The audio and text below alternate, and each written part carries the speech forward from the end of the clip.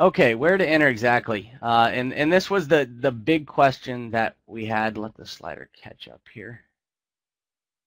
All right, so this is the big question that we had, and the big question that was repeated over and over. So wanted to spend a bit more time on this. We're going to cover this section in the text format. Obviously, we'll go to the charts. The charts answer the questions better than I could ever type out in a PowerPoint. So first and foremost, question, where exactly to enter? So the first thing we need to do is we need to understand where we are at in the current smart money trend. If you guys have been over the site, you know we're looking at the market cycle. The market tends to cycle in that 3-cycle pattern. So we need to first identify where we're at in the cycle. And you can write these things down, and if you're putting together a smart money trading plan, you should start with where are you at in the cycle. That should be your base first thing when setting up a trading plan based on trading the smart money cycle. So that's the first and foremost point. Now the second point here is you want to make sure you're within the 2 specific trading times, especially when you're learning the strategy. As you progress and become better, you can gradually yeah, I can. And I'm going to write something in as well in the announcement real quick. Sound, I'm sure, is there for everybody, but what I want to do is write in the announcement. Okay. So if you do lose sound, just go ahead and log out and then log back in, and you will have sound. So just want to note that at the beginning, because I'm sure other people will have issues. So if you're writing this down, I am going to leave it up for a little bit, and it's absolutely essential, especially when learning. As you become proficient, those that have become proficient and maintain profitability can start to venture outside, can start to do things that open up a few more avenues for taking trades based on the smart money trading strategy and the different criteria that we do look for. So first and foremost, identify where you're at in the trend. The second thing is make sure you're within the 2 specific trading times. The London session, and this, I do think that trades between 1:30 and 2 are viable, but just to be safe, we say 2 to 5 a.m. Eastern. If you don't understand what Eastern time is in relation to where you're at, go to Google, look at the world clock, and it'll tell you in relation to your specific time zone. The New York session, 8 to 11 a.m. Now, these are the 2 high probability times. We're going to discuss why we trade these times. So that brings us to the next point. Why do we trade at these times? What's so special about those times? Does the market not move between 5 and 8? Does it not move between 11 a.m. and 3 p.m.? Well, yes, it does, but again, it goes back to the question, why do we trade these times? And as new sessions come on, general order flow is processed that stacked up overnight. This is hence why we see manipulation during these high probability manipulation times. Now, what I mean by that, general order flow, is order flow that the banks have for worldwide commerce. Banks do not just move money for speculative trading. Speculative trading is a large portion of of the money that is moved. But if somebody is producing a product in the UK and they sell that product in the States and Australia and Canada, they're going to have to exchange Canadian dollars for pounds. They're going to have to exchange US dollars for pounds. They're going to have to exchange the Japanese yen for pounds. They're going to have to exchange all these other currencies for pounds, and that's what I term as general order flow, and that is processed through banks as well. So keep in mind what general order flow is. It's going to come into play as we progress through this webinar a bit.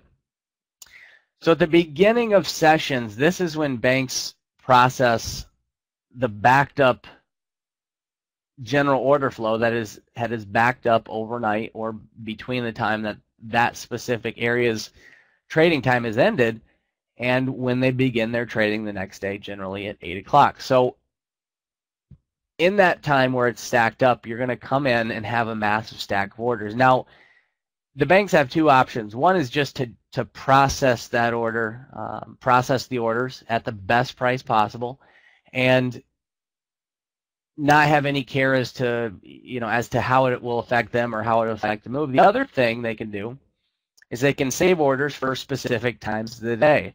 Now that may, in generally that specific time of the day is in this first 3-hour time period. So the first 3-hour time period for London and the first 3-hour time period for the New York session. So what does that matter for us? Well, they use this money to manipulate the market. People will ask, and we'll cover this a bit more later, so we'll get a little redundancy here. But people ask, if smart money are going to, we talked about stop runs, or we will talk about stop runs. So if they're going to drive the price up because they ultimately want to sell into the buying pressure, or if they want to run the price up to hit the stops, which are going to be sell orders, and then thus buy into those selling orders, or whatever side they're going on. Let's just say they're shorting the market. So if they're driving the market up into a resistance point and then past it, what's beyond most resistance points? Well, there's the buy order, which is a stop loss, and also the buy order for those buying in the breakout. And again, we're going to cover this multiple times, so if it's first time over for you, we're going to get a lot of redundancy. And we're also going to go through the questions, so we're going to hit this multiple times. So if they ultimately want to sell, but they know they have to drive the market up another 10, 15 pips to go hit the stops, the question is, how do they move the market up to go hit those stops? If they were just simply buying the market, wouldn't that defeat their original purpose, or their original intended purpose, which is ultimately to drive the market down? And so that's where this general order flow comes into play. If they know they're going to short the market for the day, they're going to process all those buy orders that come in the form of general order flow. That's going to begin to move the market up, which is going to move the market into the point they want, which is that high probability manipulation area. And again, we're going to cover this on the charts, and it will all come together. So they're using that general order flow to move the market into those high probability manipulation areas. So they're going to move it to push the market above highs, or to push the market below a low. As they push above a high or below a low, they collect the stops and thus trend the market in their direction. The reason it's pushed through at the beginning of the day is because that's when they start their trends. Therefore, they're going to manipulate before they start their trends. So again, that second point, make sure you're within the 2 specific trading times. That's very important, especially when just starting out. Third point here, identify the highest probability manipulation areas. Now, one thing we don't have is we don't have access to orders, meaning we don't have access to where the true volume is sitting. One thing we do know is how retail traders generally trade, and how retail traders on average place their stops. Now, we're going to cover this again more fully in this section as well in the charts. But what we do on a daily basis in the member section of the site, we do a 15-minute daily market review in a video format, and I not only say what the expected direction of the market is the following day, but I also discuss exactly where I expect the market to start from. And those manipulation areas are very often hit. We'll discuss some that have, some of the points we were talking about recently, and those manipulation areas are very frequently hit. And it's not, it's not some magic crystal ball that I have. It's not some, something that everybody else can't do. It's just a very simple question that I ask myself every day based on extremely common trading strategies and ways of placing stops. Where are the retail orders going to be? And by answering that one question and answering where the mass of the retail orders are going to be, this allows us to determine where the banks are going to go to manipulate the price. The banks are going to go after the orders. While we can't track the banks directly, what we can do is track where the retail traders are going. If we know where the retail traders are going, and then we see the manipulation at these high probability areas, that in itself tells us where the banks are, or where the banks are going. And again, will become more visually clear as we progress. Okay, so the fourth point here. Third point, again, wait for the high probability manipulation areas. We'll discuss what those are coming up. Fourth point, wait for candle confirmation before taking a trade. And this specific point is more directly guided towards the original question, which is where exactly to enter. Hang on, guys. Let me take a quick drink. Okay. So again, this relates more precisely to where exactly to enter. And so the fourth point is wait for candle confirmation before taking a trade. Everyone has a different comfort level. One person may like another may not. And so what I mean by this is different people have different ways of taking trades, or different criteria that is going to actually signal the trade, different things that may filter out a trade, et cetera, when it comes to actually placing the trade. Now, personally, one thing that I prefer is I prefer the confirmation entry. It allows for a tight stop, which equals a better risk reward, which is extremely critical.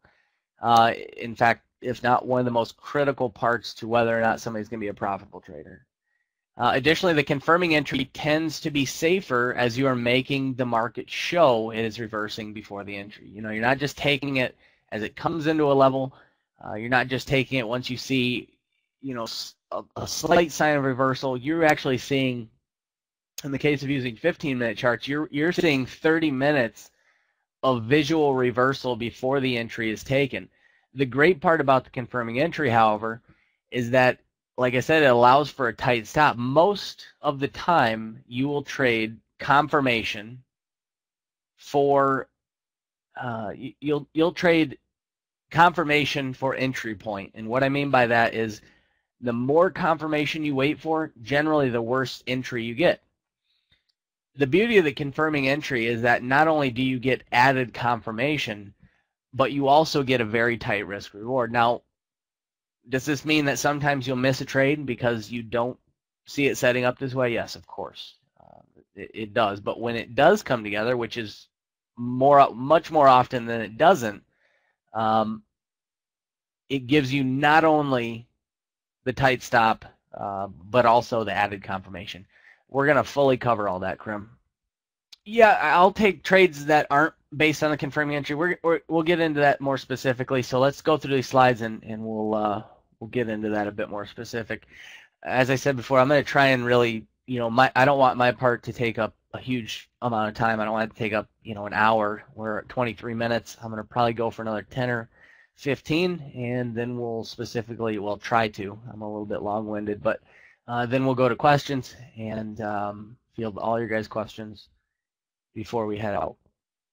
Let's move on to point 3 here. As soon as the slide wants to go. Come on. All right, the confirming entry. Just catch up. It's important to remember that everything else must occur before taking a confirming entry. And that's, you know, all the other parts we talked about in the other slide. Market cycle, time of day, high probability manipulation point, etc. Without everything else preceding it, it is simply a candle pattern, and we don't trade candle patterns. We're not candle pattern traders. We're not chart pattern traders. Without everything else behind it, it means nothing. You're going to see it 1,000 times throughout the day. Where it becomes important is when you have an understanding of the full smart money strategy, when you understand market cycle, when you've identified that you're taking a trade in the direction of the market cycle, when you've identified that you're within the high probability manipulation times, 2 to 5 a.m., 9 to 11 a.m., and when you've picked out the highest probability manipulation point, then and only then, when you see the stop run pattern at that point, at that exact point, you see the stop run topping formation at that point, which we'll cover that more fully as well, then it becomes important. Without that criteria, it is simply a candle pattern, and we aren't candle pattern traders. You all have probably tried strategies that rely on trading candle patterns, and I'm going to venture to guess that 95% would all show the same thing in their account after trading a candle pattern strategy. Over the course of time, they just don't pay off, and that's I'm sure there's exceptions to the rule. I'm positive there are. For the vast majority, they never can make candle patterns work, and that's because a simple candle pattern is not enough to take a trade, in my opinion. Preferably, the confirming entry is created over the course of 3 candles. The entry is generally taken on the 3rd candle. However, I will accept up to 5 candle confirming entries. This will all be perfectly clear here shortly. So does everybody have that wrote down if they want to write that down? Hopefully I can just move on here. 3 15-minute candles, correct, Miles? It's taken on the 3rd candle, so what that means is that the 1st candle closes, the 2nd candle closes, and once it hits the point of entry on the 3rd candle, that can be at the beginning of the 3rd candle or sometime during the end, the entry is taken. So again, that will be very clear here shortly. Moving on to the next point or the next slide here. I'm going to go through once we get to the series of questions. I'm going to go through those a little bit quicker. It's going to be a basic overview of those questions, then we're going to hit the charts, and then we'll hit your guys' questions. I'll go through what I've written down as, once we have a slide that pops up, we'll start going through it there. Want to go through it fairly quickly, and then we'll get on to your questions and the charts, which are the most important when it comes to everything else that we've talked about. So some of the other questions that I've had, we'll cover about 7 or 8 questions and go from there. First question here is, how often do these trades come around? A general good rule of thumb is, we'll get into that, Abdul. If you guys want to save your questions for the end, we'll, after we go over the charts, we'll have a full question and answer section. So how often do these trades come around? In general, you're going to see 1 or 2 setups on a given day, and that's an average. Now, if you just trade the New York session, you may see, on average, 1 quality setup a day. It depends. There's days where, there's 3 to 5. There's days where you may see 1 setup through both sessions. So it really depends. What we focus on is we focus on being as selective as possible and waiting for strictly the best points to enter. So selectivity is definitely a key. Second question that was a very, very common question we got was, do you use larger time frames to help determine bias? We use the 1-hour chart to help us determine the overall market cycle. This 1-hour chart gives us the best perspective of what we want to see. We want to see what's happened over the course of the last 3 or 5 days. Beyond that, it really doesn't matter based on what we're looking for. So the hourly chart gives us a great viewpoint and picture of the last 3 to 5 days, which is what we use to determine the overall market cycle. A third point we had was what we talked about with the entry. That was a key question that we had quite a bit. Fourth point here, how do you keep the confidence to stay in a trade? Now, the confidence to stay in a trade comes from understanding how the banks drive the market.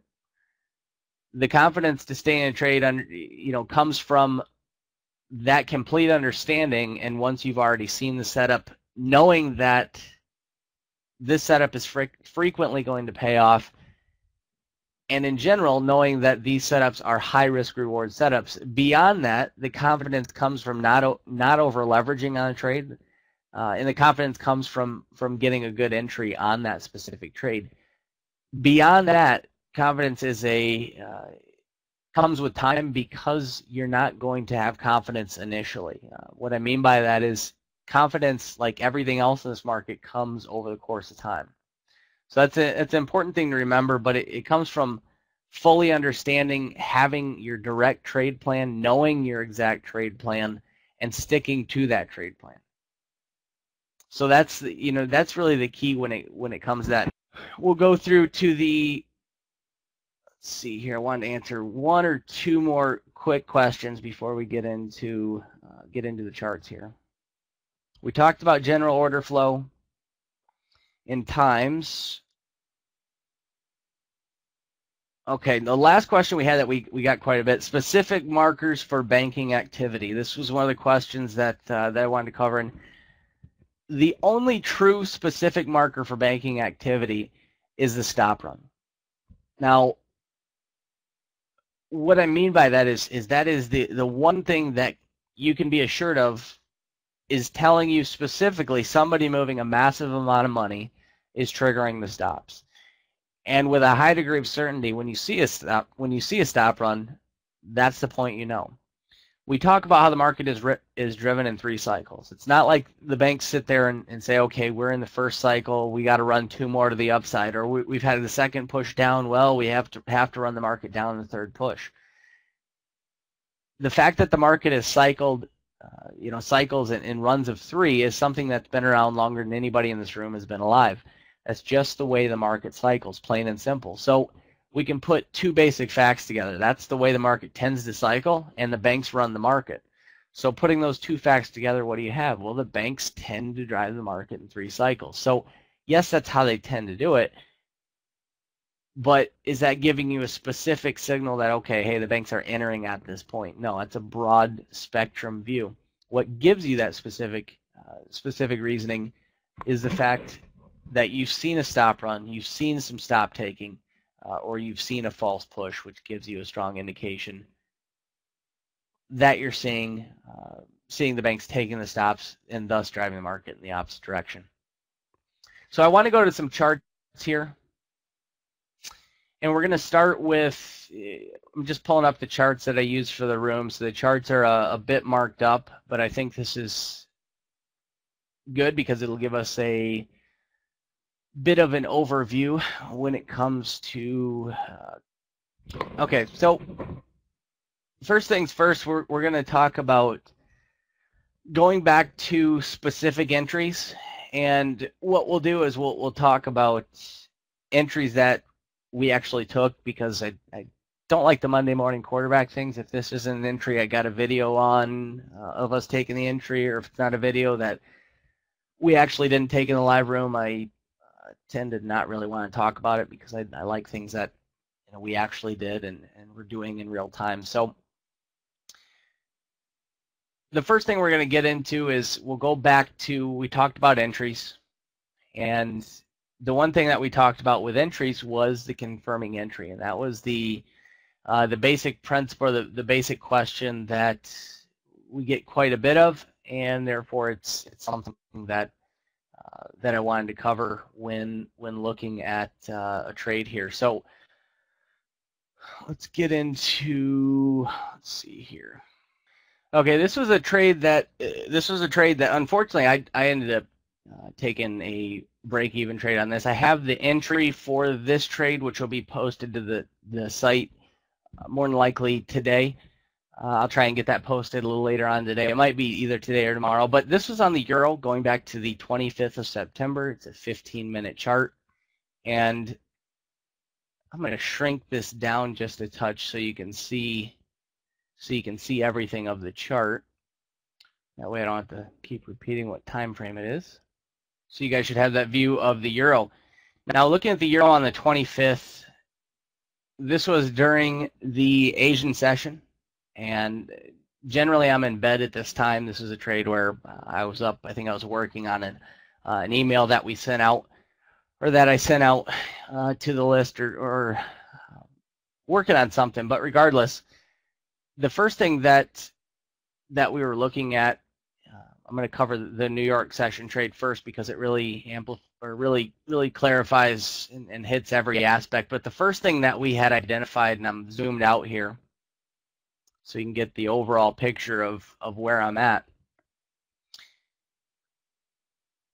During this day, what we had was we had the basic, had a basic first push down that was followed up the next day by the second push to the downside. Therefore, going into this day, which was around the 25th, 25th and 26th, we were looking for the third push to the downside. So that's the first basic point we're looking for. Are you in the direction of the overall market cycle? If you are in the direction of the overall market cycle, then are you within the high probability trading times? Are you within 2 to 5 o'clock, or are you within the 8 to 11 time frame? So looking at this trade here, we were in the direction of the overall smart money cycle, and we had just pushed above the previous highs. Now, this goes back to the third point in the first slide we talked about, which is identifying the high probability manipulation zones. Again, first thing, identify what level you are in, the overall smart money trend. Second point is make sure you're within those specific trading times, those two typical times where you see market reversals, you see manipulation. The third point is going to be making sure you're at a high probability manipulation zone, or you're seeing manipulation beyond that point. We use a lot of things for that. So the more factors we have coming together at one point, the better. ADR, daily pivot, 200 EMA, 60 EMA, previous major support and resistance, that's really a key point, is that level of psychological barrier, multiple things. And so the more things we have coming together at one specific point, the more we can be assured there's going to be amassing of retail orders at and around that point. Now, this level here was the last previous high. Let's just strip this down to very basic foundation. As the market comes back into this high in this taller rectangle box is the New York session. Your horizontal long boxes are marking the Asian session. So coming into this high, what's the average trader going to do? And what I'm gonna do here is I'm gonna get rid of this line. I'm gonna change the property here to black and widen this out so you guys can see it. So as the market comes into this point, comes into that line, what's the average trader going to do? Now, you have two options, really. The first point is you have those that are looking to trade the breakout, those that are looking to trade this market to the upside if there is a break through that point. So if you have those that are looking to trade that break, what order is above that high? Well, that's a long order. Those that are looking to go long. The second type of trader that you have is you have those that are looking to short this at resistance. If somebody's shorting this level, where would they more than likely put their stop? Well, the average retail trader, because this is what everybody teaches, is putting your stop above the last high or below the last low. So above that last high, you're going to have the stops for anybody that's short. If you're short, what is your stop loss order? Is it not? Is as well a buy order. You have to buy your position back. Therefore, you have two types of buy orders above most resistance points. That's really a key principle, because one thing that we know is that if smart money wants to short the market, how are they going to short the market without people to buy their position from them? In other words, you can't sell something somebody else isn't willing to buy. Therefore, because of the massive amount of supply that they need, or the massive amount of demand they need or they have to drive the area into these larger areas of supply. That's essentially the basic breakdown of it. So they know there's going to be a massing of supply of buy orders above this resistance point. That's one basic criteria, just strictly looking at support and resistance in that broad spectrum basis. So as they come into that point, we see the first push through that. Now, as it starts to get rejected down, I'm considering this as a potential stop run through this level. And this is where the confirming entry comes into play. Now we're going to break down the confirming entry and what was actually the signal for the entry. Notice how we had everything else preceding this. We had the market trend, we had the time of day, we had a high probability area. It was the last major high we had. No doubt there was going to be stops and breakout orders above that point, as there are any, as there is any major support or resistance point, especially that day's low or that day's high. Very, very key points. A lot of orders on just on either side of those points. So what I consider as the first candle in the confirming entry setup, remember it's typically a 3-candle setup, so the first candle is going to be a reversal candle. The first candle is going to be some sign of reversal. And so what we see here is that we start to see the first sign of reversal. You see this nice pin bar. It's in the direction of the overall smart money trend. It's during the specific times that we look for, and it's as the market pushes through a previous high, and we know, again, there's orders beyond that high. Very common, very well-known thing that there's orders beyond a high and a low. Very not frequently used. So as we see the market push beyond that point, what I'm going to do is I've already identified everything else, so I'm going to say to myself, I want to start to see some sign of reversal. We get that sign of reversal. To me, that pen bar there is going to be what I call the first candle in the 3-candle setup. So I'll put a mark above that point. That's the first candle. Now, as the next candle opens up, the market very well could just continue to run through that point. You could just see a continued run through that point, at which point the trade, we'd have no trade on that setup. So what we want to see, and the criteria for the second candle, if it's going to give us the confirmation we need, which hence the name, the confirming entry, which is why I call the second candle the confirming candle. Now, in order for it to be a confirming candle, in order for this candle here to be the confirming candle, the only criteria I want to see it meet is I want to see it close below the body of that reversal candle. So the first candle is what I term as the reversal candle. I want to see it close below the body of that reversal candle. Did that close below the body of the reversal candle? Well, very clearly, this closed well below the body of that reversal candle, very bearish close. Therefore, these two candles have just given me the confirmation that I'm looking for. Now, this is where I've now waited for the confirmation, but as I look at this trade here, and this one may not be that bad, but if say I were to take a trade from the close of this candle, or maybe, somewhere in this area as that candle's closing, you have about 17 pips to the highs. Well, if you want to get your stop above that high, plus, above that high by a few pips plus spread, you're going to have larger than a 20 pip stop. We don't want to use larger than a 20 pip stop. What we want to do is we want to wait for the third candle to give us a pullback.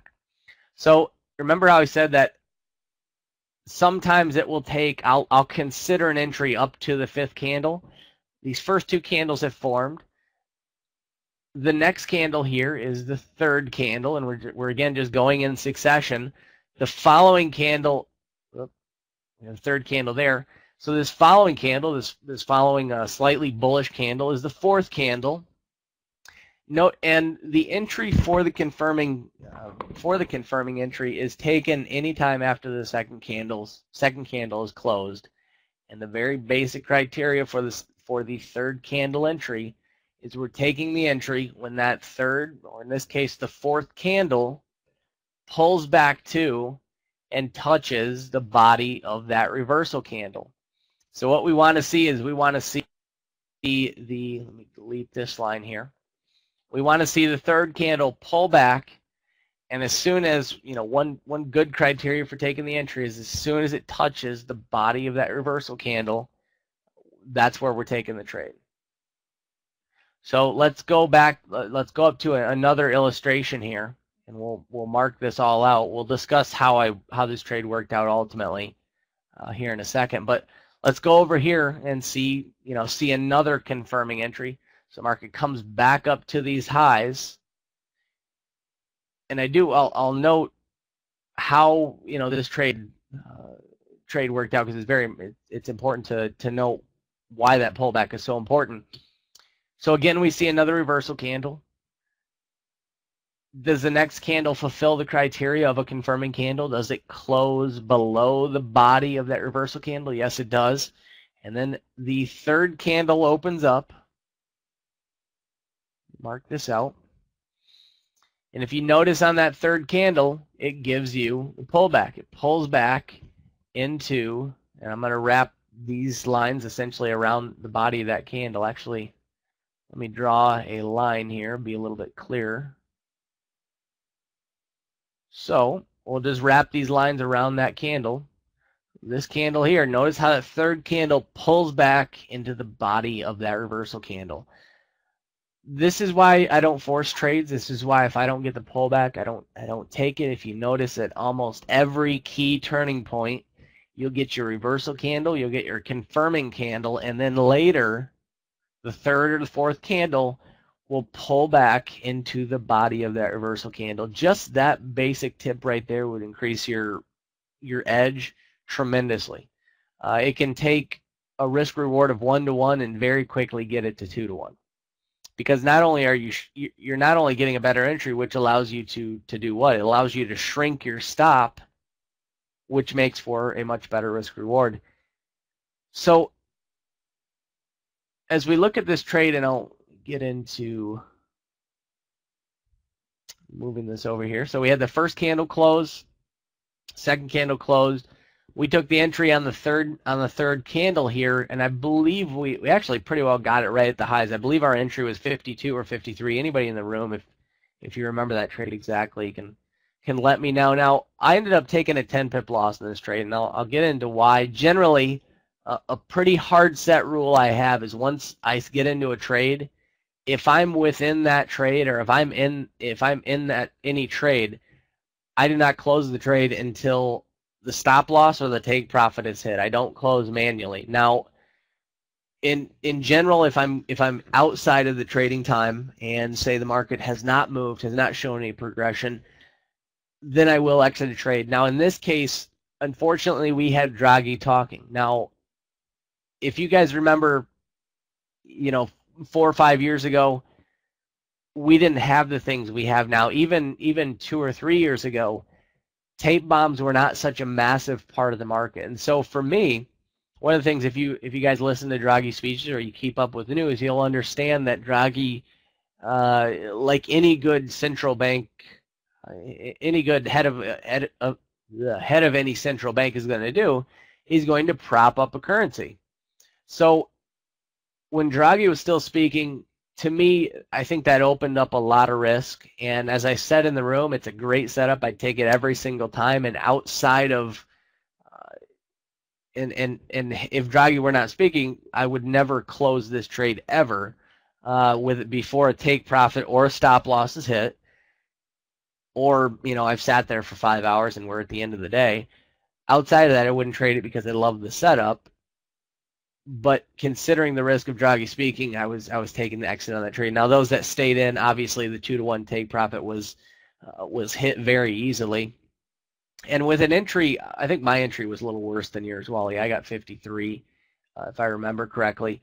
And you see what an entry of 53 is going to do. 53, and we're going to go up.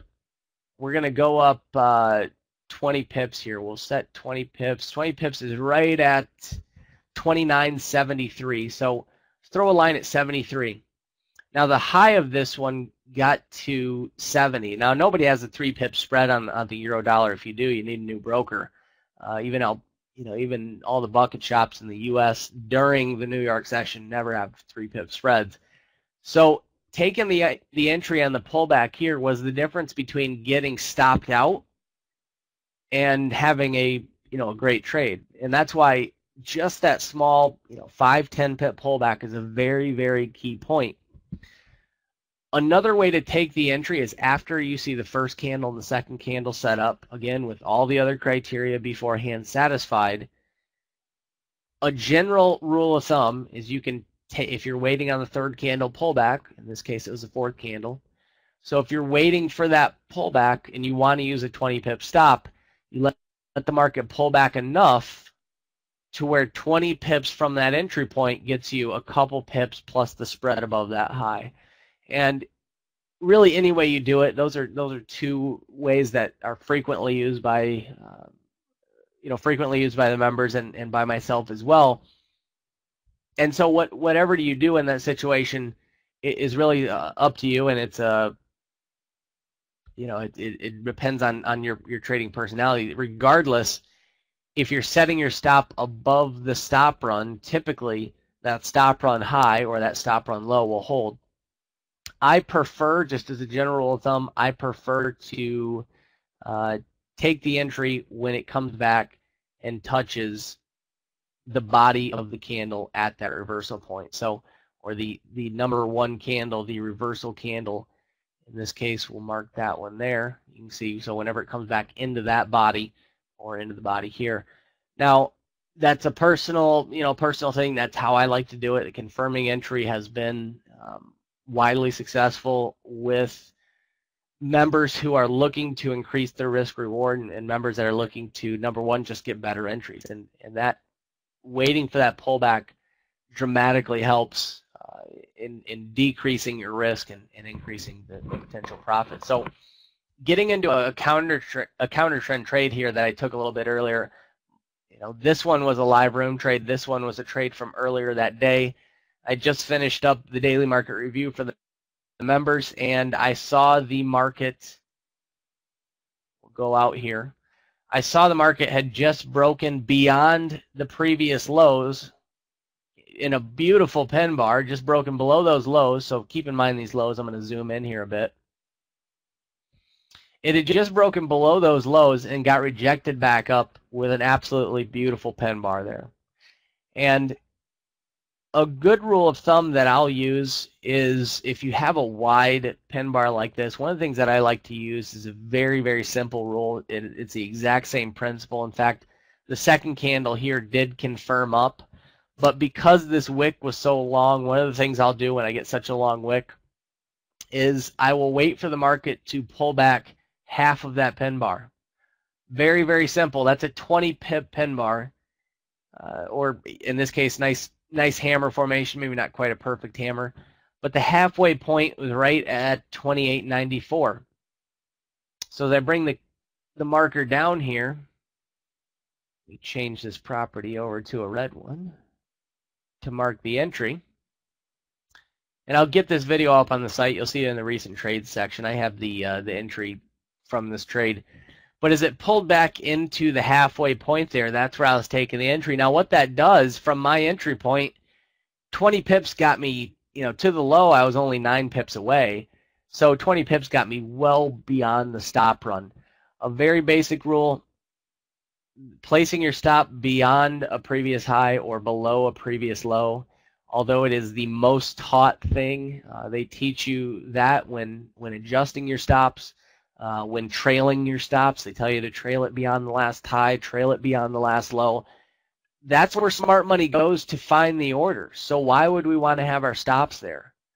A good rule of thumb you can use is place your stop beyond the last stop run.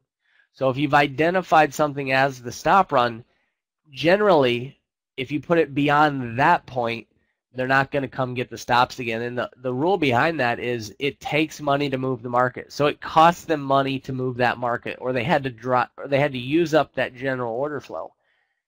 Therefore, they've already spent the money to go get the stops. They're not going to spend the money to again go take out the stops. And that's why putting a stop beyond the actual stop run candle is the safest place to locate your stop. Now, getting into today or a couple of days, we'll go over one last thing, and then we'll get into member questions here. I want to get into the daily market review for kind of what we covered a day or so ago. And what we had is last, let's see, 28th is Friday, so this was Thursday. Okay, so this was Thursday. So Wednesday we had the third push down. I'll get into the questions here in a little bit. Wednesday we had the completion of the third push down. So during this time here, during, this is again the Asian session, during this block here, I'm going to get rid of that block. So during this time, that's your Asian session. So when we came out of that, basically right at this point was where I was doing the,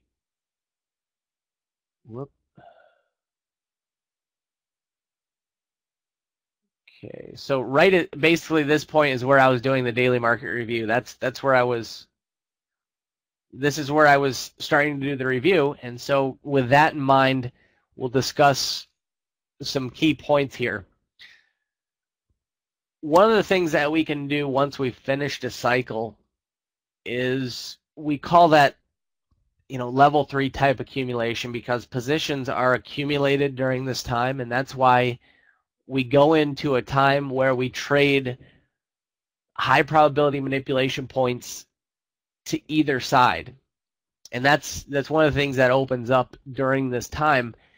So what I said is, in the review, essentially it boils down to something very simple. We completed the previous trend, and therefore in the review we were expecting the first push to the upside. We were expecting the first push. That's what we said in the review.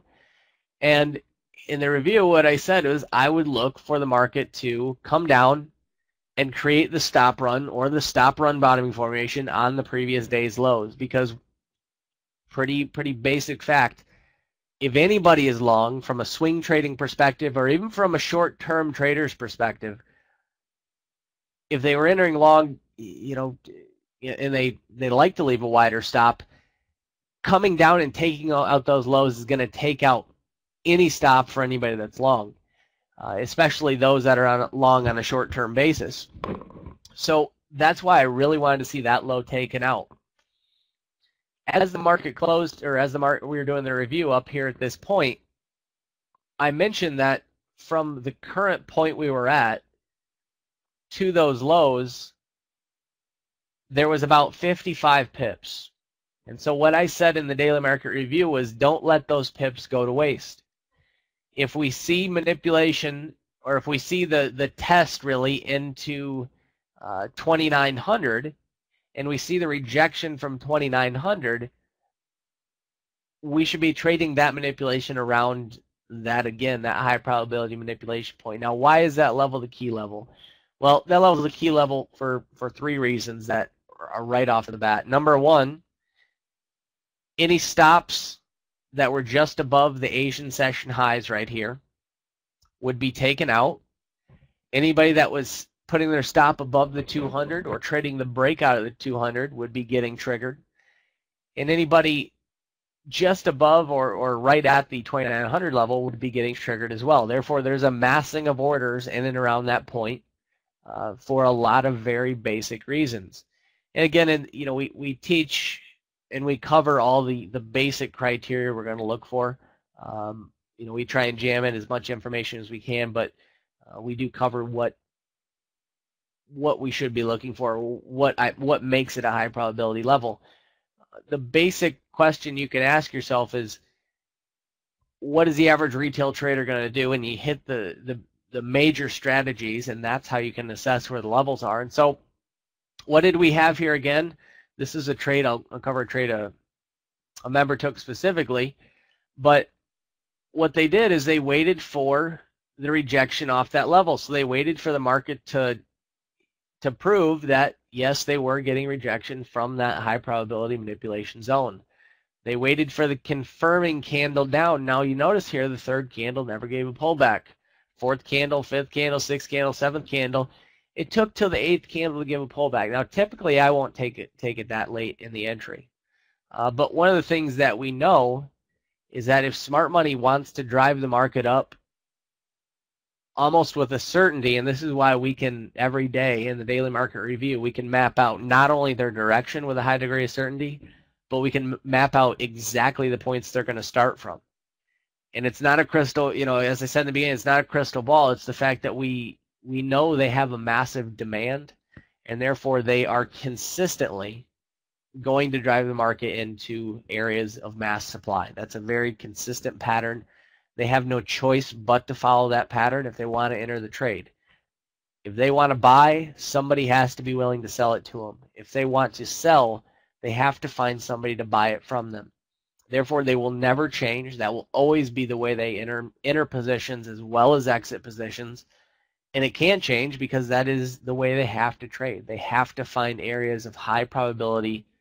They have to find those high probability manipulation areas and then trade through those points before trading off in their ultimate direction. And that was the entire principle here.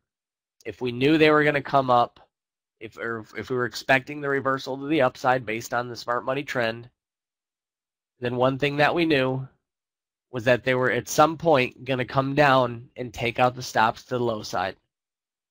So in order for them to do that, they were going to have to drive the market down into that point. That's why that's why those that did take this trade took the short, because they knew at some point smart money was going to drive it into these lows. That's why during the room this day, we didn't take a trade. And one thing I said at the end of the room was look for the manipulation into this point, because that is the highest probability point. They come down, they take out the stops, and then they run to the upside from there. The pattern of them hitting stops before turning is so common. You go out to the hourly chart, and just a beautiful hourly stop run candle here. You come over to the Aussie. This is one of the things that I wanted to also point out. I'm just going to do a quick shoot through here on a couple charts, and I will make this bigger. This is a great trade we're talking about in the room. I personally didn't catch it because it didn't give me the pullback I wanted. All right, here we go. So let me zoom out here a bit. And again, I'll get to these questions in just a second. Scroll back a bit here. We go back, we look at the way this market responds. This was something during Aussie employment change. On this broker, it doesn't quite break the stops. On MB, it broke it by a few tenths of a pip. But before they drive the market up, they create the false push to the downside. That's what started this entire trend on the hourly chart. So we zoom out here. This is what started this entire trend to the upside. Now, if you notice, what starts each of these moves up here? I'll zoom into the 15-minute chart and look at it. You notice here that we broke below the established low. We come down, retest for that clear bottoming formation, and then run off from that point. As we continue to move on here, what do we see again? We see them come down, break below the previous lows by about half a pip or a pip further, and then run off to the upside from that point. What do we see when they turn the price at the highs? We see them break the previous high and then run down from that point. So when we start to add all these facts together, it gives us an extremely clear picture of what they're typically going to do. Are we going to have a clear picture every day? Of course not. There's times where it's very rare, but I think I can remember one or two occasions where I'll come into a daily market review and say, hey guys, I'm not going to be trading today because I don't like where we're at with either the current market cycle. I don't like the high probability manipulation points, or I don't like one thing or the other. In general, however, we do have very clear entry criteria that presents itself every day. All right, let me look at these questions. We're gonna get into questions now, guys. I've pretty well covered what I want to cover, and so hold off 1 second. Let me read through these questions. Okay, Praven says, and I hope I pronounced that right. Should these candles come in succession? In other words, you have one reversal candle, but the next candle does not close below that. The third candle comes down again, but does not close below the low. The fourth candle is the reversal again. The fifth candle comes down, then is no pullback. I'm referring to the 1 hour chart on Tuesday, trading the euro. So 1 hour chart on Tuesday. Okay. See where Tuesday was. Friday. Okay.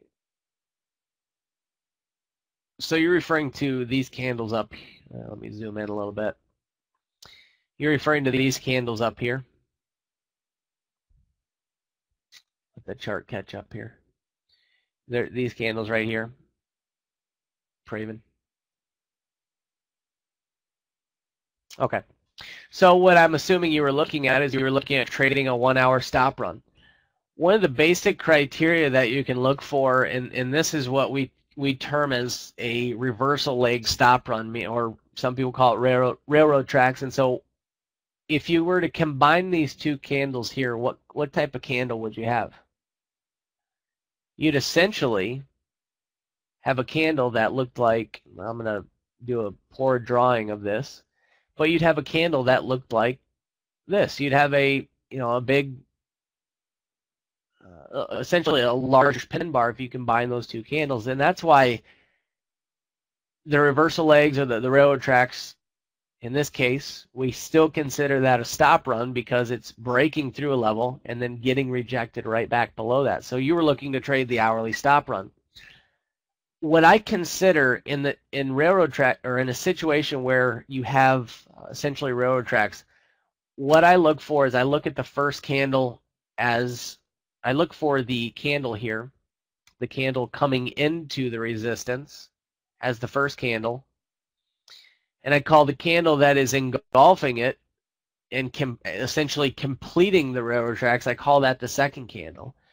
Therefore, the entry is on the third candle pullback. Fourth candle gave you a slightly deeper pullback. No, that second candle did not close below the body of that reversal candle, but railroad tracks are a little bit different in the sense that I will, once the railroad tracks are set, or the reversal legs are set, I use the third candle, which was this small bodied candle, to take the entry, and I take the entry as it pulls back and it hits the 50% point of those candles. So if those candles were, let's see here, 29 pips, I would want to see about a 15 pip pullback, and that candle pulled back about 14, 15 pips right in that area, 14 or so pips. Next candle pulled back in the 15 pip area. Hopefully that makes sense. Okay. We do have, I've just, and I'll probably end up loading it, putting that up this weekend, but we have additional videos that's, I'm not sure if you remember or not, but we do have, or will, coming up Sunday or Monday, have the 1 hour stop run video. It's just a supporting video for the course. We have some supporting videos for the course. But anyways, that's a basic principle. We'll cover a bit more in that video too. Okay, so moving on here to the next question. Let me see here. Praven, you're asking, your second question is there, would you agree that they've made a first push up in the euro when the market opens Sunday, Monday, we have 2 more cycles up? The way I'm going to be trading that is I'm going to be trading it with an open mind, because we've retraced almost the entire first push. So what that means is it opens the door to possibly a failed push. If there's a failed push, then we're going to see continuation down. So it's going to take, it's not as straightforward as some of the, in other words, we're going to have to stay open-minded and trade both sides of the manipulation during the high probability times, which opens up, in my opinion, I kind of like those days more because they open up a bit more possibility.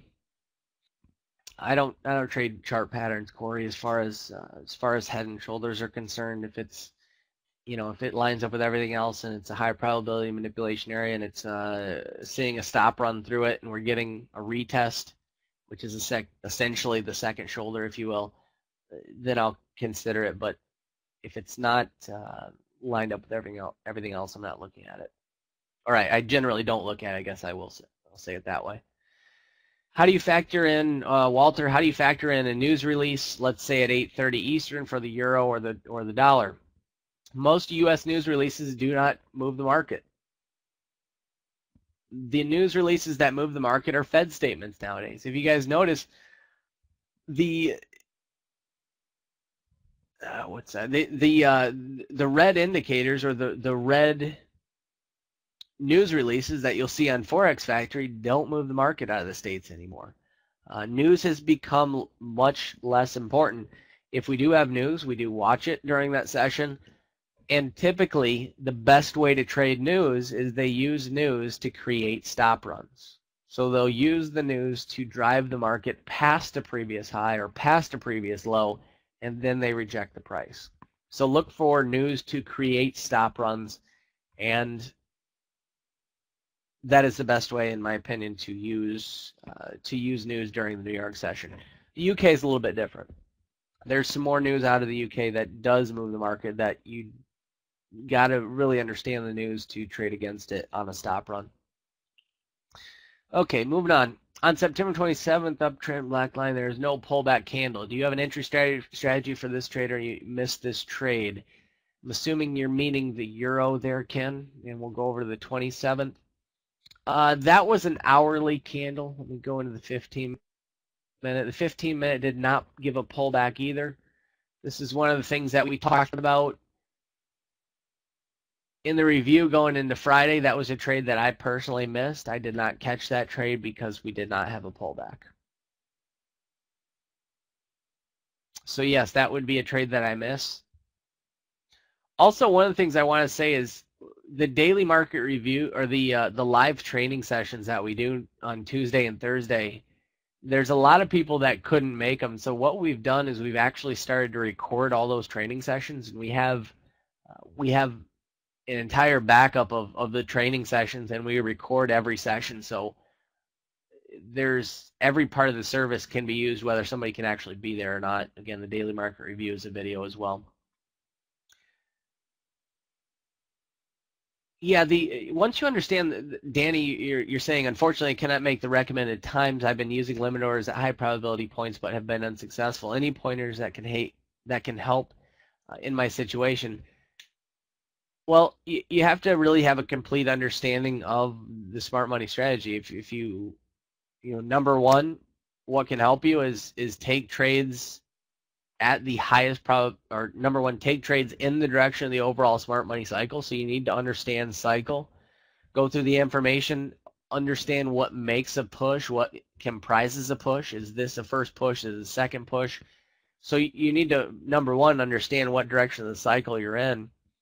Number two, when you're looking at trading with pending orders, you should be because you're outside of the trading times you want to be at, you really don't want to be trading with pending orders during the New York session. I don't want to say it like that as definite as that, but your best time to use pending orders is if you're going to place them at 10 o'clock at night, 11 o'clock at night, 12 o'clock at night Eastern time in the U.S.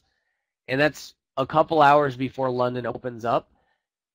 The reason for that is just tends to be a bit more predictable, and the high probability manipulation points tend to be a bit better as well.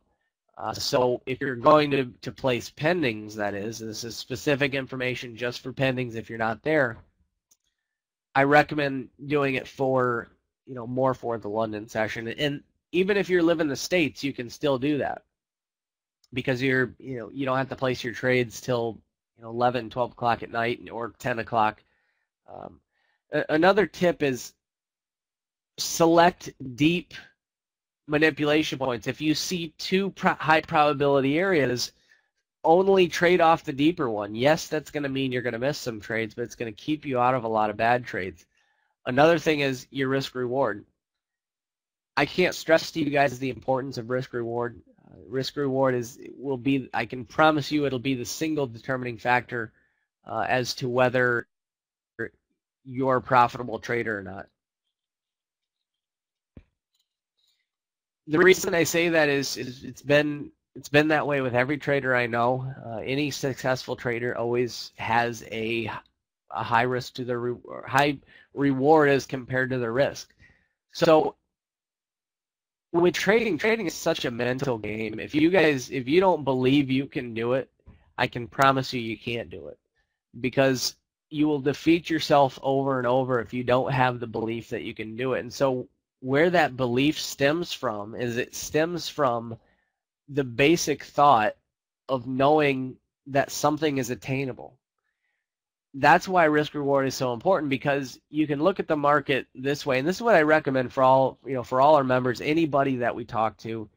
I always say set something that's attainable so that you can start to see it in your mind's eye that, hey, this is truly attainable. And the best way to do that is set the goal of winning 50% of the time. And this is going to, people that have been brainwashed by everybody else that's pitching, oceanfront property in Montana, it may not sound like something that's good, but think about this for a second. Let's say that you do set the goal of winning 50% of the time, and you do it with a 2-to-1 risk reward on all your trades. Run the math on that sometime and do it with 1 or 2% risk on a very, the size account that you would be trading with, and you'll be shocked at the percentage gain that you could have with a trade like that, or with an account like that, just taking 3 or 4 trades in a week. So if you set yourself these very low parameters, they become attainable in your mind. Once it becomes attainable in your mind, you're more likely to achieve success, and that's why we strongly recommend that people do that, because that is going to be absolutely critical to whether or not you're actually able to attain success. And when it comes to trading pending orders, if you look at it from that approach, it's going to be much more attainable for you. All right. Andrew, how did I become partners with Chad? I've known Chad for quite a while. Actually, Chad was, I met Chad when he actually lived in Michigan, and we've always been friends, and we trade the same way, we have the same belief, and it just got to the point where we work well together and work towards the same thing. So it's just a good fit for both of us. But I've known Chad for 5 or 6 years, something like that. Okay. Are some days better to trade than other days? Does Sunday, Monday trading on the same probabilities as other days of the week? Tuesday, Wednesday, Thursday tend to be your higher volume days, and Friday is getting into the point where you're seeing a lot of really good moves Friday. Sunday and Monday tend to be a little bit less predictable, but it's not bad enough to where I wouldn't trade those days. But yes, Tuesday, Wednesday, Thursday, Friday tend to be better days. Okay. Abdul, you wrote, what do I mean by tight stop? Was answered by Sean, 20 pips. How can we use correlation before the market actually moves? Good question, Frank. The way we use correlation to understand what we're going to be looking for is we apply the same basic rules to, let's just say we're looking at the euro pound. So if the euro pound has, let's kind of see where we're at. Okay, so let's just take this for example. Let's say the market is starting, I'm not going to get too far into analyzing the euro pound, but let's just say we've had we do have a very clear stop run on those highs that was immediately rejected. Whenever you see the price start from a stop run, very clear indication that smart money is driving that price. So more than likely, we should expect the second push to the downside. Eventually next week, the market might open, might retrace back up a bit, but ultimately, I would like to see the second push down. So what does that mean? If the euro pound is going down, that means that we're going to see euro weakness and pound strength. So keeping that in mind, we'll go back over to the euro, and let's say that both the euro and the pound are giving us a setup off of a stop run of the lows. Let's say they both come down and they create a stop run of the previous lows, and we're looking to trade them back to the upside, and we're saying, okay, which of those pairs should I trade? Should I take the euro long or the pound long? They're both giving the exact same setup. They're both giving a stop run of the lows. Should I take the euro or the pound? Well, we just discussed that the euro pound has made its first push down. If it's going to make its second push to the downside, what that's going to mean is that we're going to see, during the second push, we're going to see euro weakness and pound strength. Therefore, if both the euro dollar and the pound dollar are setting up to go long, we know that based on what the euro pound is showing,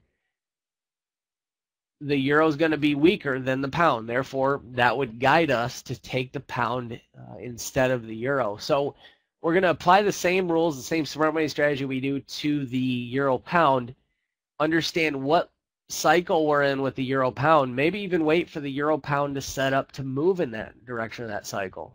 Once it does, and it starts in that case to move down, if it does continue to move down, well, your best option is going to be buying, the better option if you have an opportunity to buy both the pound and the euro, the better option would be to buy the pound. And contrary to that, if both pairs set up to go short, you'd be better off buying, or you'd be better off selling the euro, excuse me. Hopefully that makes sense. Well, yeah, Mike, that you say just join, make the effort. Every daily video is like an hour in college level course. Well, one thing I do want to say is we're definitely not for everybody. We give more support than anybody out there, and it's daily support. In the daily market review, I tell you which direction the market's going and the exact price points I expect it to go from. But with that being said, we're not for everybody.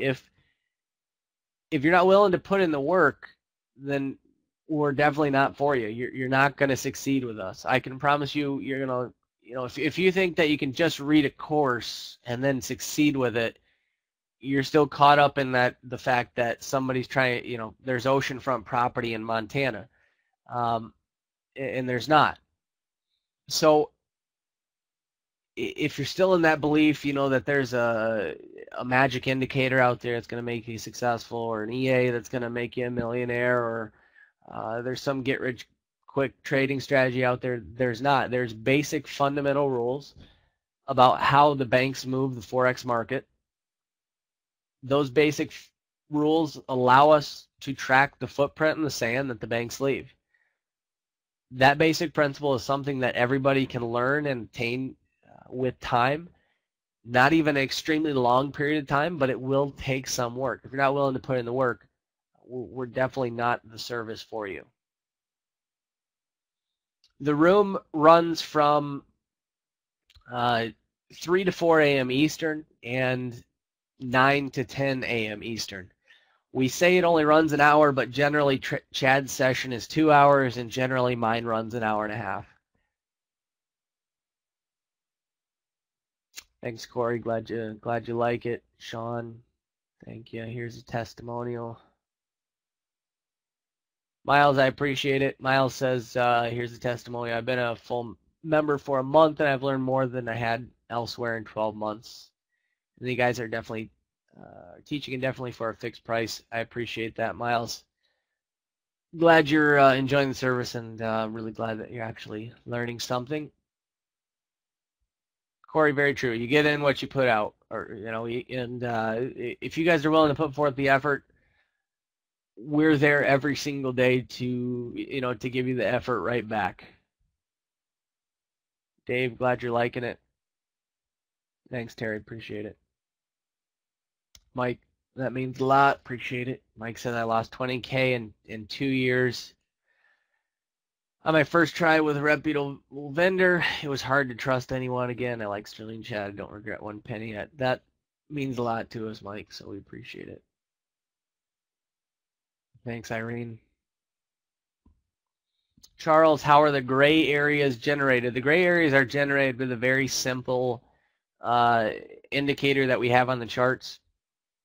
Now, that indicator, it's just something we have in the back end for members. It's a very, personally, I'm not really, it's kind of grown on me. The way it originally started is I had a member that said, hey, Sterling, it's hard to follow your charts in the daily market review. Will you put on this indicator? And they gave us an indicator and said, will you put on this indicator on your charts so that we can follow you a little bit better? And I hate anything on my charts, but it made it easier for everybody. Everybody loved it. And then we had our own indicator made, and essentially that's that as far as the blocks are concerned. And it blocks out, it's kind of grown on me now. It actually makes it really easy to scroll back and look at price while you're scrolling back on a faster time. Personally, I use, especially lately, I've been using a smaller risk around 1%, and the reason for that is I tend to find that I just am more comfortable with that, especially personally, I'm working through a little mental barrier, and for me, that the safety factor, you tend to trade a bit better, and so I personally recommend around 1% risk. Now, if you have a $1,000 account, you may want to use a little bit higher risk, 2%. So I generally move my stop. I never move my stop to break even.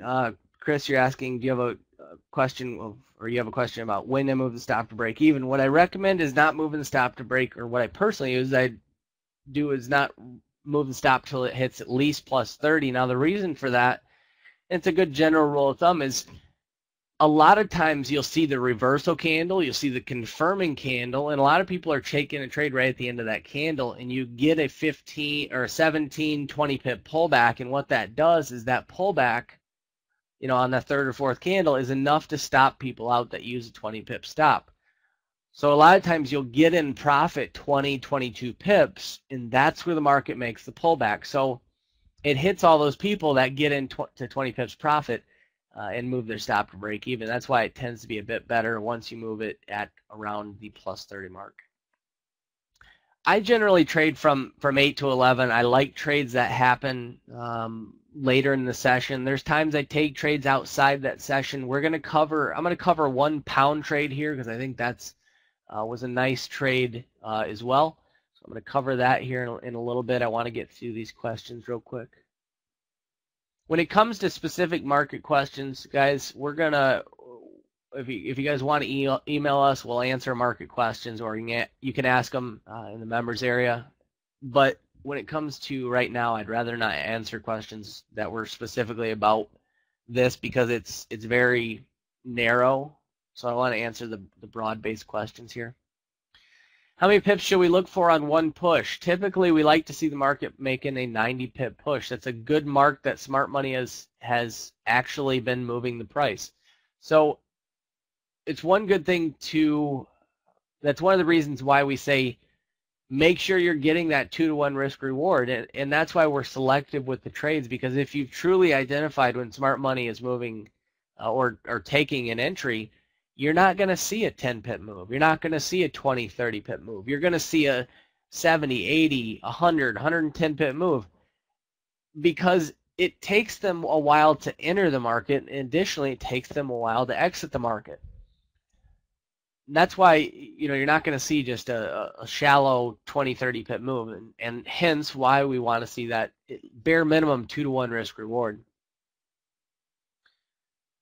I've been around this market, Chris, for a long time. Chris, you're asking, as a relative beginner, I'm concentrating on 3 pairs, euro, dollar, euro, pound, and pound dollars. Does it seem okay to you? Well, I'm on the other spectrum. I've been around for a long time, and I pretty well only trade the euro dollar, the euro pound, and the euro or the pound dollar. And really, I don't trade the euro pound. I use it as correlation. I pretty well 95% of the time take trades on just the euro dollar and the pound dollar.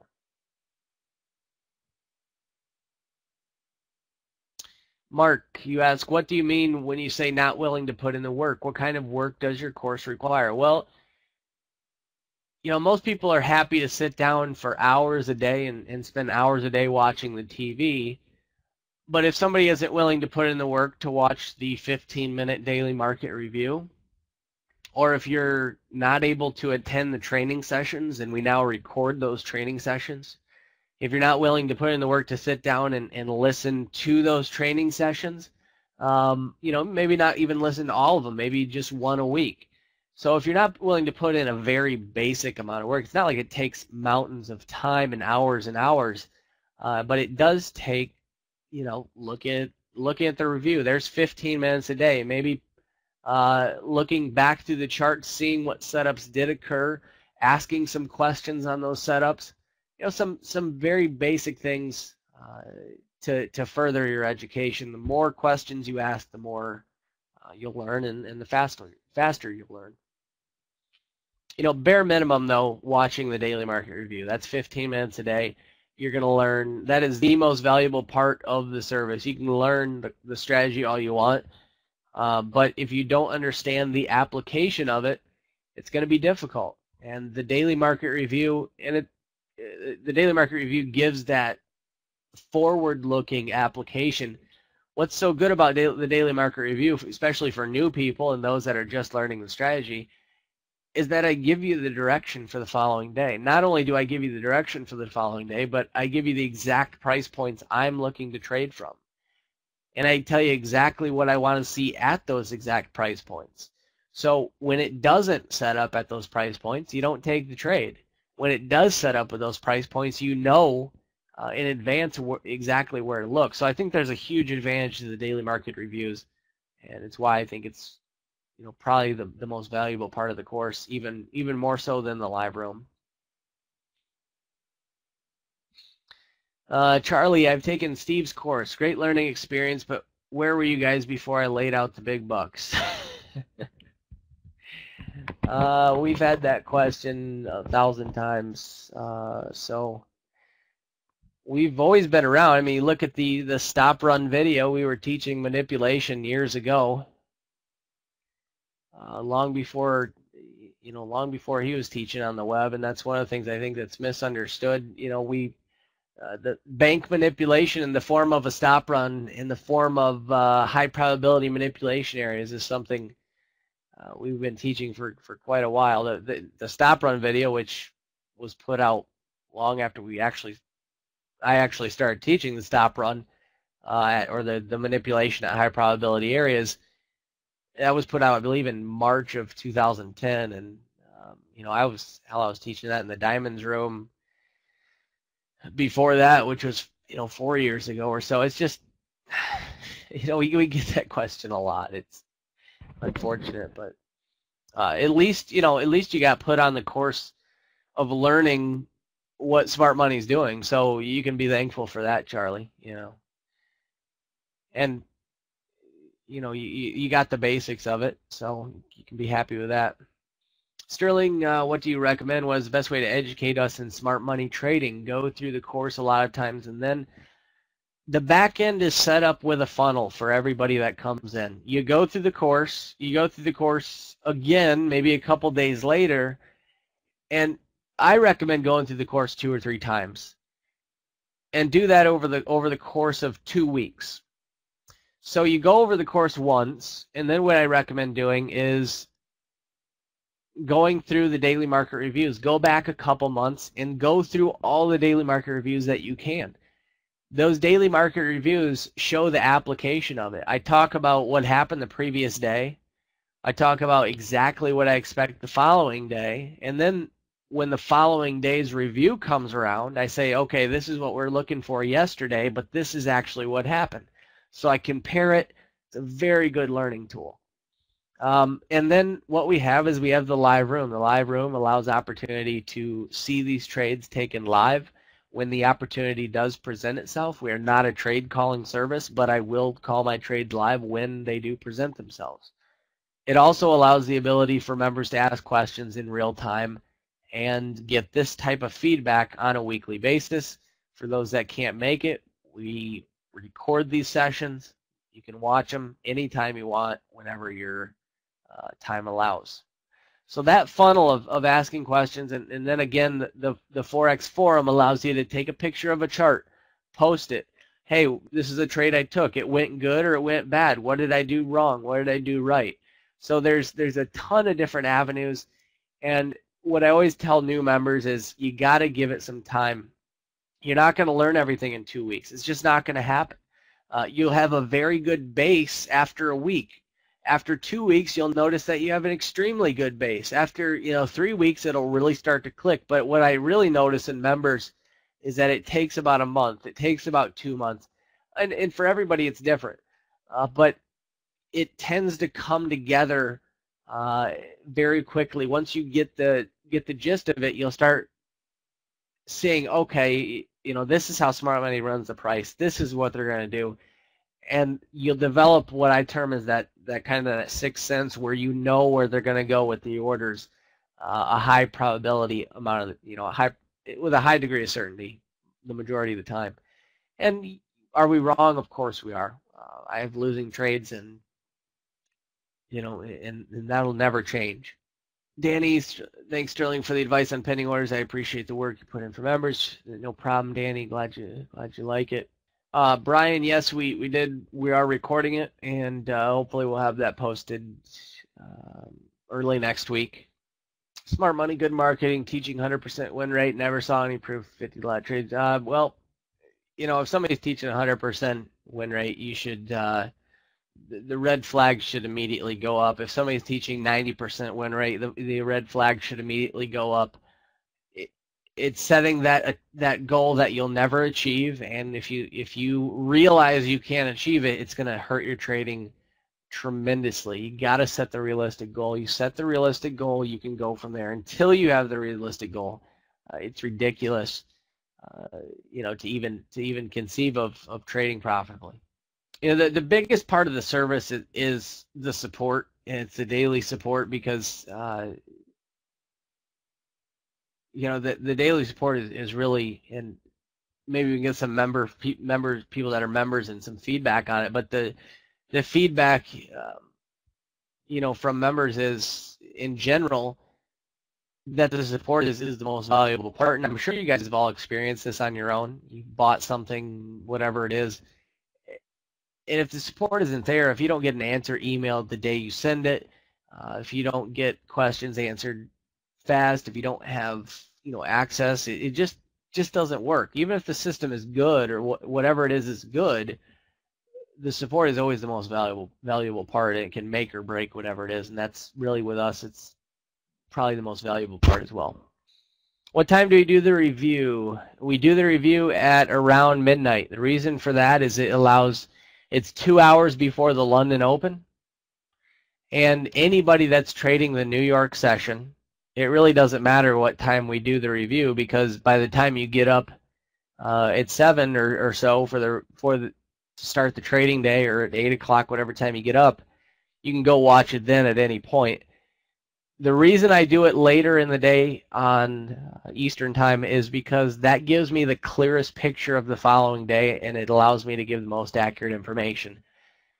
And I want it, really any time before 2, and it really doesn't matter when the video comes out, because if you trade London, as long as it's out before London, you can watch it. And then for New York traders, you're going to be sleeping, and then by the time you get up, the market review is always there. So makes it nice for both sessions. It depends on, there's a reason we don't post pie in the sky type results, and the reason for that is, my belief is that it's one thing for me to be able to trade profitably. It's another, and it's one thing for Chad to be able to trade profitably. It's a totally different scenario for me to have the ability to teach you what I do, and then for you to succeed with the information that we present. It's going to rely on the information. It's going to rely on the way the information is conveyed, and the funnel of which it's conveyed, how it's conveyed. So really, with what we do, with what we have tried to do, is with taking that and giving it to people, is we've tried to set something up that allows for people to actually succeed with it. Because although in the live room I'd have 10 or 11 months a year where I was profitable, nobody could learn how to trade. And the reason for that is I created a bunch of self-reliant traders. And even if they didn't realize it, or even if they didn't admit they were self-reliant, there was always a portion that, and I'm sure this didn't apply to everybody, but for the vast majority, it just didn't facilitate learning, because they were able to rely on me or Chad every day.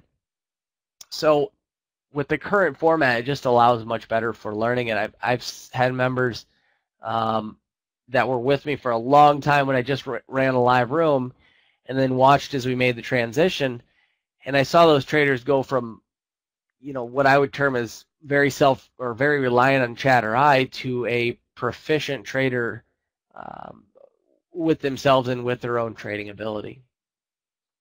Any recommendations, Karim, you're saying any recommendations on brokers?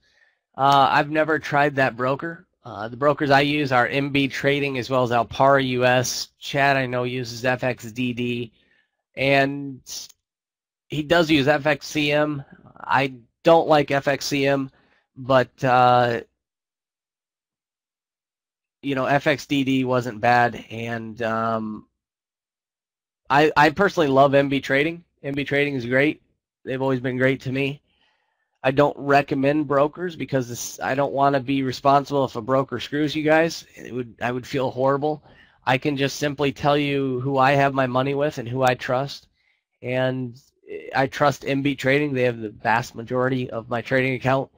And they've always been good to me. They've always paid out. They have fairly tight spreads. Whenever their platform has crashed and I got screwed, or any one of 100 variations that could possibly happen to you, they've always taken care of me if it's been their fault. And I suspect that they would continue to do so for everybody else. I have no worry about high frequency trading, Erwin. The reason for that is the stops are always going to be in the same spot. Smart money is always going to drive the mass of the volume. Therefore, they're always going to have to go for the stops that are in the specific locations that people tend to place their stops. Because of that, the typical manipulation that we see today, we saw 5-10 years ago, and we're going to see 5-10 years from now.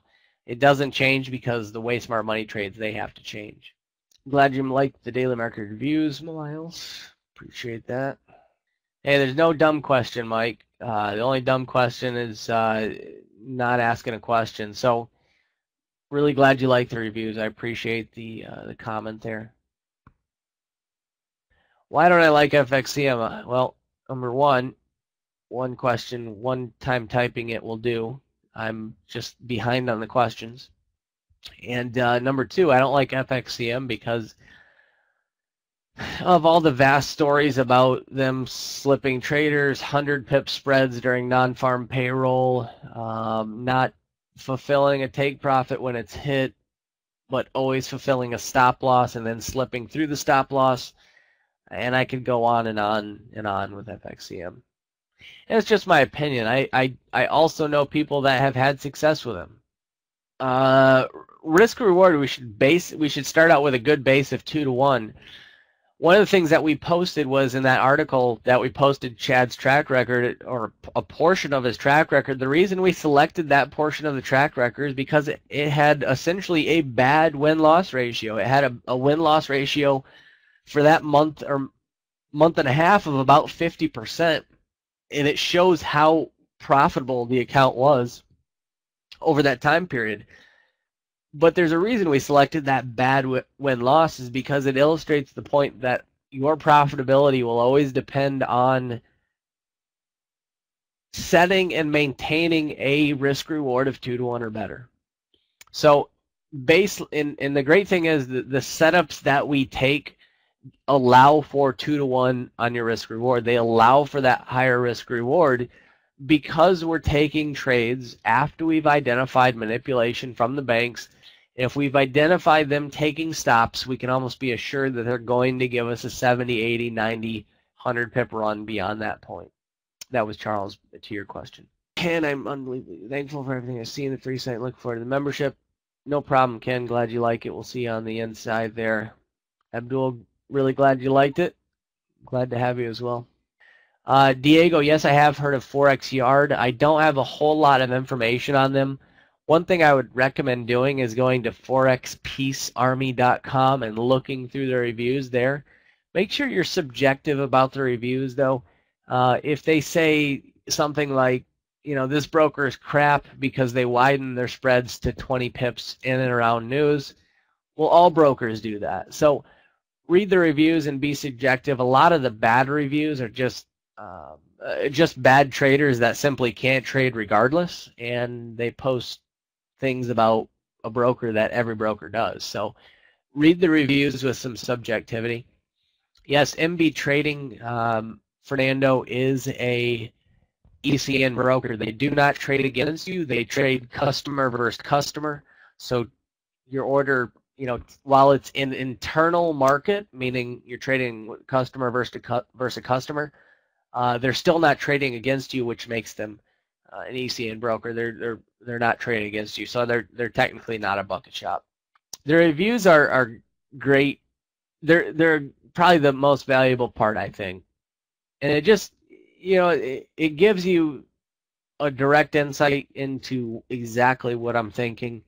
And it's also awesome for anybody that's learning to trade the strategy or needs a little bit more guidance or maybe just wants a second opinion, because I'm so specific on those reviews. It's exactly the direction I'm looking to trade, exactly the price points I'm looking to trade from.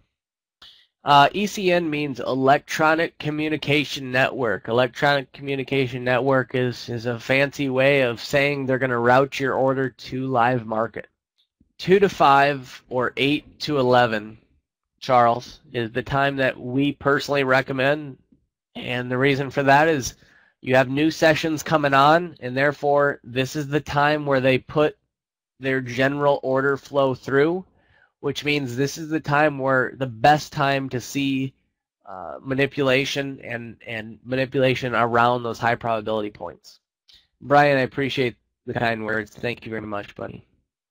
All right, guys, that's going to wrap it up for us. I really appreciate everybody showing. Thanks for coming out and showing up. I know a lot of people were, it's way late for you guys, so thanks for again showing up, and we will see everybody on the inside. And for all the members, we'll see you with the Sunday daily market review. We'll start to preview the following week and get prepared for the start of the week. So we'll see you guys then. All right, everyone, have a good night. Talk to you later.